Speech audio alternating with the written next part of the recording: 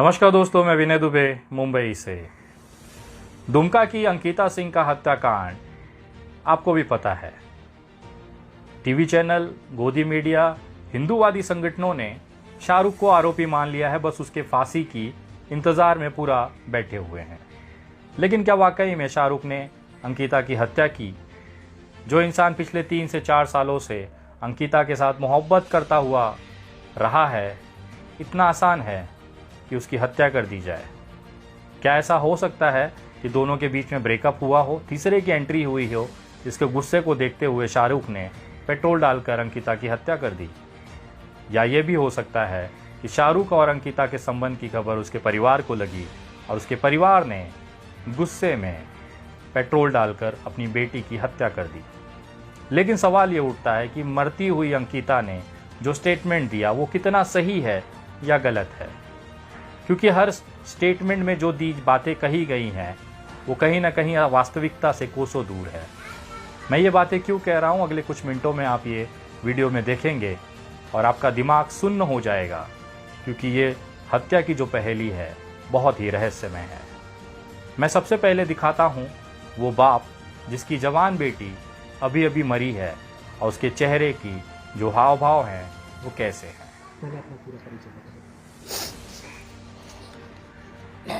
क्या सर, वो उसकी सिस्टर है। छोटी बहन थी आपकी? हाँ सर। क्या क्या हुआ था, थोड़ा सा बताइए ना घटना बारे में। सर, एक शाहरुख नाम का लड़का है, उसको रोज फोर्स करता था बात करने के लिए और उसको परेशान करता था 10-15 दिन से। तो उसको मना की तो उसको धमकी दिया कि हम तुमको मार देंगे। तो ये वो पिता है 4 बजे सुबह खिड़की से आके जो पेट्रोल छींट के कुछ घंटे पहले अपनी जवान बेटी को सोई जलकर मरते हुए देखा, इन्हीं के हाथों में दम तोड़ते हुए देखा। हाँ, पापा लेकिन सब चेहरे सोए हुए पर थे। एक शिकन उसको तक आग लगा नहीं। तो अचानक उठ के पापा के गुटखा पास से गए। इतना प्यार है कि उसे चैनल और आग मीडिया लगा के कि बूम्स पानी लगे से होने के बुझाया बाद जस्ट हॉस्पिटल बाइट गए। देते समय भी इन्हें कोई भी एहसास नहीं है कि अगर कोई देखेगा तो क्या सोचेगा। इनसे आप अगर कहीं ना कहीं इनके चेहरे पर अगर आप जो एक सामान्यता देख रहे हैं वो दिखाता है कि क्या ये हत्याकांड संजीव सिंह यानी कि अंकिता के पिता ने किया है। आपके स्क्रीन पर जो ये पत्र दिखाई दे रहा है ये कोई साधारण पत्र नहीं है। यह अंकिता के देहांत के पहले का दर्ज किया हुआ सरकारी बयान है, डाइंग स्टेटमेंट है, जिसके आधार पर एफआईआर क्रमांक 200/2022 अंडर सेक्शन 328, 307 और 506 दर्ज किया गया, जिसके आरोप में शाहरुख को गिरफ्तार करके जेल भेजा गया। यह बयान मैं पढ़ता हूं और एक एक लाइन में आपको इसकी विश्लेषण के साथ सबूत रखने की कोशिश करता हूं। इसमें लिखा है, मेरा नाम अंकिता कुमारी उर्फ छोटी है, उम्र 19 वर्ष, पिता संजीव सिंह, जरुआडीह थाना नगर जिला दुमका का रहने वाली हूं। आज दिनांक 23 अगस्त 2022 समय 8:30 बजे दुमका के PJMCH अस्पताल के बर्न वार्ड के बेड नंबर 10 से कार्यपाहक दंडाधिकारी महोदय, एक मजिस्ट्रेट होते हैं जिनका नाम है श्री चंद्रजीत सिंह जी, एवं नगर थाना दुमका से आए हुए ओम प्रकाश सिंह, इनके समक्ष में अपना बयान पूरे होश हवास में बिना किसी गम, लालच एवं दबाव के दे रही हूं कि आज से करीब 10 दिन पूर्व जरुआडीह का एक लड़का जिसका नाम शाहरुख है, वह मेरे किसी सहेली से मेरा मोबाइल नंबर लेकर अपने मोबाइल से मुझे बार बार फोन करके परेशान करने लगा। 10 दिन पहले। ये बात यहां पर सवाल पैदा करती है, क्या अंकिता और शाहरुख एक दूसरे से केवल 10 दिन पहले जानते थे? अगर 10 दिन पहले जानते थे तो एक हमारे यूट्यूब भाई जो समाचार चैनल चलाते हैं, देसी तंत्र और रिपब्लिक नेशन, रंजीत कुमार और दीपक कुमार ने एक स्टिंग ऑपरेशन अंकिता के घर से किया। वहां से उनके पास ये मोबाइल का बिल मिला। उनके पास स्टिंग ऑपरेशन में जो मोबाइल बिल आपकी स्क्रीन पे दिखाई दे रही है, ये दुमका के दुर्गा टेलीकॉम की है। 20 जुलाई 2021 को ये मोबाइल खरीदा गया। जिसने खरीदा उसका नाम है आनंद कुमार यादव। रियलमी का C11 ये फ़ोन है, जिसकी टोटल कीमत 7,500 रुपये इसमें पड़ी थी। आपको जानकर हैरानी होगी कि ये वही फ़ोन है जो अंकिता सिंह यूज़ करती है। ये मोबाइल का बिल और ये जो डब्बा है ये अंकिता के घर से बरामद हुआ इन दोनों पत्रकारों को। हैरानी की बात यह है कि आनंद कुमार यादव ने ये फ़ोन दिया MD छोटू को एमडी छोटू ने ये फ़ोन दिया शाहरुख को, शाहरुख ने ये फ़ोन गिफ्ट किया अंकिता सिंह को आज से कुछ महीने पहले। अगर इस बयान को मैं हकीकत मानूं कि शाहरुख ने रात में 4 बजे आकर पेट्रोल डालकर आग लगा दी अंकिता को, ये मोबाइल का बिल और ये मोबाइल का डब्बा अंकिता के घर पे क्या कर रहा था, जो मोबाइल शाहरुख ने 1 साल पहले खरीद कर अंकिता को दिया। पुलिस इसकी जांच कर रही है। इस पे ज़्यादा सवाल खड़े इसलिए हो रहे हैं क्योंकि अंकिता ने अपने मरते हुए बयान में ये कहा कि 10 दिन पहले से, तो कहीं ना कहीं एक बड़ा प्रश्न चिन्ह अंकिता के बयान पर यहाँ पे खड़ा होता दिखाई दे रहा है। आइए आगे बढ़ते हैं। इसमें यह था कि इससे परेशान होकर मैंने इसकी जानकारी अपने पिताजी को दी, फ़ोन करके धमकी दिया कि तुम मुझसे बात नहीं करोगी तो हम तुमको जान से मार देंगे। रात में मैंने इस बारे में अपने पिताजी को बोली, वो बोले सुबह इस बारे में शाहरुख या उसके परिवार से बात करेंगे। रात में खाना खाकर सभी परिवार अपने अपने कमरे में सोने चले गए। मैं अपने कमरे में खिड़की के पास अकेली सोई थी। सुबह करीब 4 बजे अचानक मेरे शरीर के पिछले हिस्से में जलने का आभास हुआ। तब मैं जग गई तो देखी कि खिड़की के बाहर शाहरुख भाग रहा था। उसके हाथ में माचिस का डिब्बा तथा एक खाली बोतल था। गौर करने की बात अगली लाइन में है, वह काला रंग का टी शर्ट एवं हाफ पैंट पहना हुआ भागता हुआ दिखाई दिया। काला रंग का टी शर्ट और हाफ पैंट। ये बयान अंकिता ने मरने से पहले डंडारी एक मजिस्ट्रेट के सामने दर्ज कराया हुआ है, जिसपे अंकिता के हस्ताक्षर हैं। आइए इनके पिताजी का एक स्टेटमेंट मैं दिखाता हूं, जिसमें शाहरुख के टी शर्ट का कलर पे गौर करिएगा। अंकिता के बयान के हिसाब से काला रंग का टी शर्ट था। हटाई, ठंडा लगा होगा, लगा उठाई, तब तक उधर माचिस मार दिया। देखिए लाल टी शर्ट में शाहरुख भाग रहा था। या तो इनसे पिताजी झूठ बोल रहे हैं कि वो लाल कलर का टी शर्ट पहना हुआ था, या अंकिता का बयान संदेह खड़ा करता है कि काला रंग का टी शर्ट था। अगर अंकिता सही है तो पिताजी कहीं ना कहीं गफलत खा रहे हैं। शायद उन्हें स्क्रिप्ट ठीक से याद नहीं होगी। टी शर्ट का रंग वो भूल चुके थे कि बेटी को काला बताया था, इसकी वजह से वो कहीं गलती कर गए। खैर, हो सकता है, मानवीय भूल होती रहती है, इसमें कोई बड़ा ऐसा सवाल नहीं है। इसके बाद उसमें लगा कि आग अवस्था में मैं बेड से उठकर अपने पिताजी के कमरे में चली गई। मेरे बचाने हेतु आवाज़ सुनकर मेरे पिताजी उठे, मेरे शरीर में लगे आग को बुझाए। इस बेटी का आग पिताजी ने बुझाया जो पेट्रोल से जली हुई थी, लेकिन पिताजी के हाथ पर कोई भी जलने के निशान आज तक कोई मीडिया चैनल नहीं दिखा पाया। इसके बाद मेरे पिताजी ने पड़ोसियों के मदद से मुझे दुमका अस्पताल इलाज के लिए ले गए। इसके पिताजी पड़ोसियों की मदद से अस्पताल ले गए, लेकिन इनके पिताजी का कुछ और कहना है। अच्छा, एक बात बताइए सर, जब यहाँ से हॉस्पिटल लेके जा रहे थे तो स्थानीय लोग यहाँ की मदद किए थे आपको? आवाज लगाए थे सबको? उतना सुबह तो हम आवाज लगाने जाएंगे, अपना बच्ची को बचाएंगे। अकेले लेके चले गए थे? अकेले 3 आदमी थे हम लोग। अच्छा, 3 और दादाजी भी? नहीं, मेरी बेटी, मेरा दामाद, हम। इनके पिताजी का कहना है कि कोई पड़ोसी को इन्होंने मदद नहीं ली। ये इनके दामाद और इनकी बेटी जली हुई अंकिता को लेकर अस्पताल पहुंचे। यहाँ पर ये दूसरा तीसरा सवाल खड़ा हो रहा है कि अंकिता सिंह सही कह रही है कि इनके पिताजी। उसके बाद में इस बच्ची के उम्र का सवाल उठता है। सरकारी रिकॉर्ड के हिसाब से, आप अगर ये स्क्रीन पे आप देख रहे होंगे, इसी स्टेटमेंट का पिछला वाला हिस्सा है जिसमें उसने लिखा है, यही मेरा बयान है जिसे मैं पढ़कर, सुनकर, समझकर अपने परिजनों के समझ हस्ताक्षर कर रही हूँ। इसमें आप देखेंगे तो ये सर्कल में बनाया हुआ अंकिता का साइन है और उसके नीचे उनके पिताजी संजीव सिंह ने लिखकर डेट डाली है 23/8/22। तो ये इनके परिवार के सामने बयान दर्ज हुआ, जिसके हिसाब से ये 19 वर्ष की है। ये 19 वर्ष की कैसे है? एक वीडियो जब रिकॉर्ड किया जा रहा था बयान, तो उस समय वीडियो बनाया गया था। उसमें अधिकारी इससे पूछते हैं कि आपकी उम्र क्या है?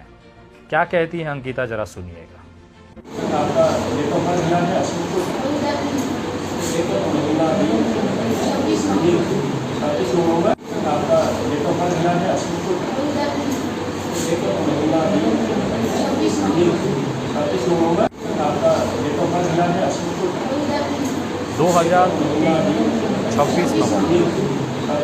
डाइंग स्टेटमेंट, वीडियो रिकॉर्ड और पेपर पे 26 नवंबर 2003 के हिसाब से अंकिता सिंह की उम्र 19 साल थी, जो कि पॉस्को के दायरों में नहीं आती है। लेकिन अगर आप इस बच्ची का आधार कार्ड देखेंगे, ये आपके स्क्रीन पे अंकिता कुमारी का आधार कार्ड है जिसका नंबर है 792710358917। इसमें एड्रेस दिया हुआ है। बच्ची का डेट ऑफ बर्थ देखेंगे साल 2008, 26 नवंबर 2008। इसके ठीक उलट अगर इसका स्कूल का सर्टिफिकेट देखेंगे, मार्कशीट देखेंगे तो इस पे दर्ज है 2006, 26 नवंबर। अब सवाल ये उठता है कि इस तीनों जन्म का जो साल है वो अलग अलग है। अंकिता ने मरते समय ये कहा कि 2003, इसके आधार कार्ड पे 2008 है और मार्कशीट पे 2000। तो ये भी जांच का विषय है कि इसका असली जन्म तारीख क्या है। और इसी जन्म तारीख के कन्फ्यूजन में एक डीएसपी मुस्तफ़ा का वहाँ पर जांच से हटा दिया जाता है। कारण है मुसलमान थे। सबसे बड़ा सवाल यही यहाँ पर उठता है कि एक मुस्लिम को आरोपी मानकर उसको जेल पहुँचाना, उसे फांसी टंगाने पे कितने लोग बेसब्री से इंतज़ार कर रहे हैं वो पूरा देश देख रहा है। बड़े बड़े चैनल, हिंदूवादी संगठन एक गिद्ध की तरह मुंह खोले हुए बैठे हैं कि कब शाहरुख सजाए मौत पहुंचा दिया जाता है। लेकिन इसमें सवाल ये उठता है कि क्या वाकई में शाहरुख ने अब ये हत्या की है, क्योंकि अभी तक ऐसा कोई भी बयान शाहरुख की तरफ से ऑफिशियली प्रशासन ने घोषित नहीं किया है कि उसने इस हत्या की कबूली कर ली हो। तो कृपया ये जो लोग सवाल उठा रहे हैं कि शाहरुख ने कबूल कर लिया, डब्बा दिखा दिया, माचिस दिखा दिया, ये केवल सोशल मीडिया की अफवाहें हैं। उसके परिवार की तरफ से, अंकिता सिंह के परिवार की तरफ से बार बार इस पर दबाव डाला जा रहा है कि शाहरुख ने ये कबूल कर दिया है, लेकिन प्रशासन की तरफ से अभी भी इस पर जांच की जा रही है। ये हॉनर किलिंग का मामला इसलिए भी हो सकता है क्योंकि इनकी बड़ी बेटी ने ऑलरेडी लव मैरिज किया है। जब इसके परिवार से पूछा गया कि आपकी बेटी की शादी कहाँ हुई है तो इन्होंने वापस से झूठ कहा। खास तौर पर संजीव सिंह जो कि अंकिता सिंह के पिता हैं, इन्होंने मीडिया के सामने ये झूठ कहा कि मेरी बेटी का लव मैरिज नहीं हुआ। उनको जब दबाव बनाया गया तो उन्होंने कबूल किया कि लव मैरिज हुआ है लेकिन राजपूत परिवार में ही हुआ है। लेकिन अगर इसकी वास्तविकता में अगर हम जाते हैं तो वहाँ पर जो स्टिंग ऑपरेशन किया रंजीत कुमार और दीपक कुमार जी ने, वहाँ पे जो स्टिंग ऑपरेशन हुआ देसी तंत्रा और रिपब्लिक नेशन की तरफ से, उसमें ये निकल के आया है कि इनकी बड़ी बेटी की जो शादी हुई है वो दुमका में ही हुई है और केवट जो मल्लाह जाति होती है, जो राजपूत जाति से अलग होती है, उस जाति में इनका शादी हुआ है, लव मैरिज हुआ है। जरा ये स्टिंग ऑपरेशन का अंश आप देखिएगा। दादाजी से जब पूछा कि दादाजी मतलब आपकी बड़ी पोती का शादी कहाँ हुआ, कैसे हुआ, बोला यही दुमका में ही हुआ है। तो कैसे हुआ, लव मैरिज हुआ। तो बोलते हैं नहीं लव मैरिज नहीं हुआ, उसका हम अरेंज मैरिज हुआ और लगा करके किए हैं। मैं कौन सी जाति में, बोले अपने जाति है, राजपूत में हम किए हैं। अच्छा, आपकी एक और बड़ी बेटी भी है ना? वही तो जो यहाँ बैठी तो वही तो। अच्छा, क्या नाम है उनका? इसी का कुमारी। अच्छा, वो कहा जा रहा है कि उनके बारे में भी सोशल मीडिया पे अफवाह उड़ रहा है कि वो लव मैरिज की हैं, एंटी कास्ट शादी की हैं। ये बात कितना सही गलत है? क्या कि लव मैरिज शादी की हैं दूसरे जाति से, ये भी सोशल मीडिया पे कहा जा रहा है। नहीं, ऐसा नहीं है।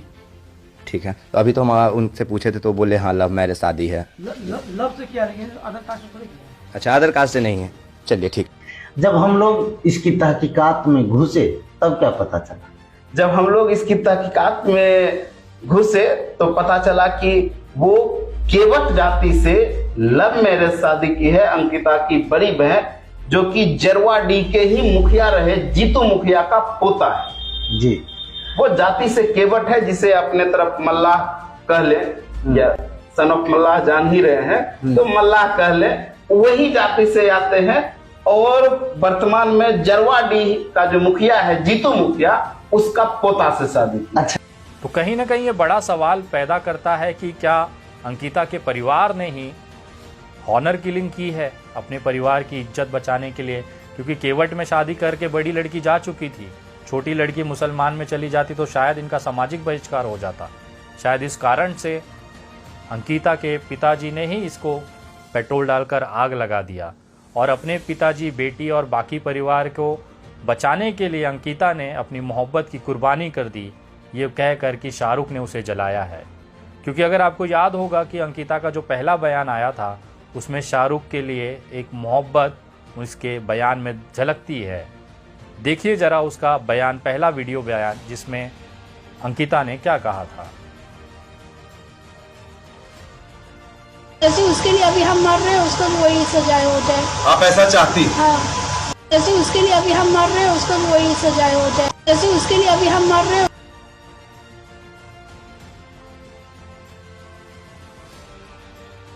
जैसे उसके लिए अभी हम मर रहे हैं उसको भी वही सजाए हो जाए। आप ऐसा चाहती? हाँ।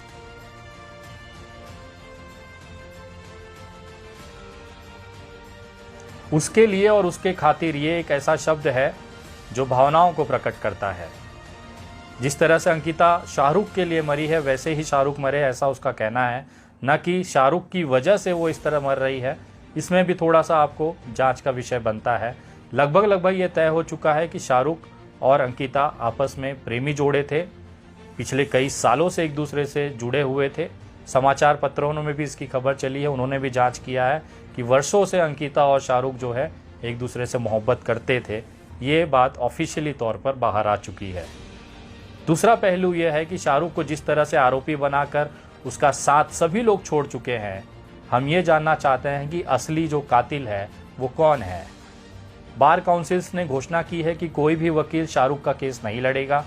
तो इस मामले में संविधान को बेस रखते हुए मैं अपनी टीम की तरफ से ये निवेदन करना चाहता हूँ कि अगर शाहरुख की तरफ से केस लड़ने के लिए हमारी टीम में से निशांत वर्मा जी, जो एक वकील हैं, पैनलिस्ट हैं, पॉलिटिकल पैनलिस्ट हैं, टीवी चैनलों पे डिबेट्स में आपने देखा होगा, निशांत वर्मा जी को हम लोगों ने रिक्वेस्ट किया है कि ये शाहरुख का केस वो लड़े, ताकि जो हकीकत है अंकिता मर्डर केस की, जो सच्चाई है, उसके जो इन्वेस्टिगेशन है, उसकी जो जांच है, उसकी जो सबूत है, उसको क्रॉस चेक किया जा सके। संविधान ने आरोपी को भी उतना ही अधिकार दिया है अपनी बात को कोर्ट में रखने का। लेकिन अगर शाहरुख को ये मौका नहीं मिलता है तो कहीं ना कहीं शाहरुख के साथ बेइंसाफ़ी होगी, नाइंसाफ़ी होगी। इसलिए हम लोगों ने तय किया है कि शाहरुख का जो केस है अंकिता सिंह के मामले को लेकर दुमका में, हमारी टीम की तरफ से निशांत वर्मा जी लड़ेंगे। एक लीगल टीम बहुत जल्द वहाँ के प्रशासन को मिलेगी और अपनी जो एप्लीकेशन है सुनवाई के लिए वहाँ पर रखेगी। और हम कोशिश करेंगे कि हर एक सबूतों को क्रॉस चेक कर हकीकत देश के सामने रखना। अगर यकीन मानिए शाहरुख ने अगर ये चीज़ किया है तो उसको फांसी पे चढ़ते हुए भी हम सभी लोग अपनी आंखों से देखेंगे। और अगर शाहरुख के अलावा इसके पिताजी या परिवार के किसी भी सदस्य ने ऑनर किलिंग के लिए अंकिता को मारा है तो यकीन मानिएगा वही सज़ा, वही इंसाफ इनके परिवार के साथ भी होगा। ये मैं दावे के साथ, विश्वास के साथ आपको कहता हूँ। मैं वादा करता हूँ कि जितना भी अपनी तरफ से हो सकेगा एक निरपराध को सज़ा होने हम नहीं देंगे और आरोपी को हम किसी भी हालत में छोड़ेंगे नहीं। आप लोग जो मांग उठाते हैं अंकिता के हत्यारों को उस वैसी ही सज़ा मिलनी चाहिए, तो मैं वादा करता हूँ उसके हत्यारों को वैसी ही सज़ा मिलेगी जैसा ये पूरा देश चाहता है। लेकिन सबसे बड़ा सवाल ये है कि हत्यारा कौन है। जय हिंद, जय महाराष्ट्र।